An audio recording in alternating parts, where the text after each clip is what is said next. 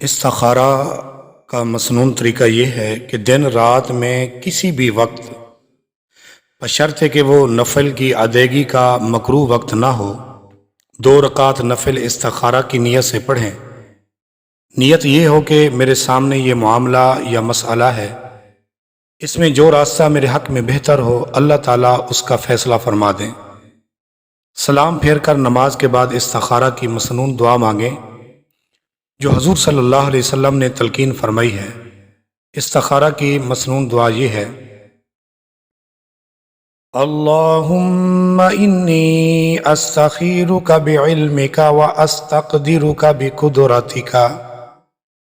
واسألک من فضلک العظیم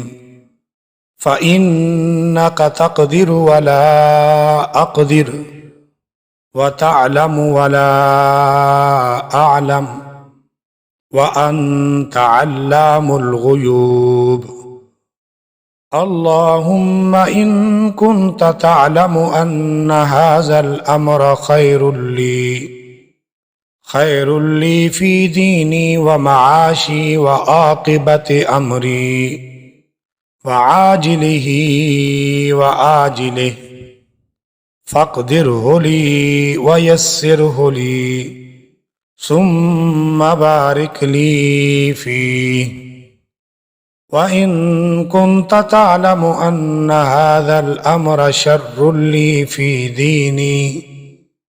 فِي دِينِي وَمَعَاشِي وَعَاقِبَةِ أَمْرِي وَعَاجِلِهِ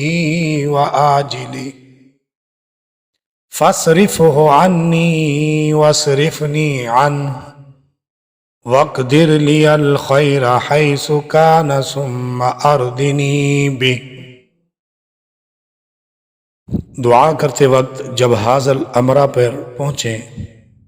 تو اگر آپ عربی جانتے ہیں تو اس جگہ اپنی حاجت کا ذکر کریں،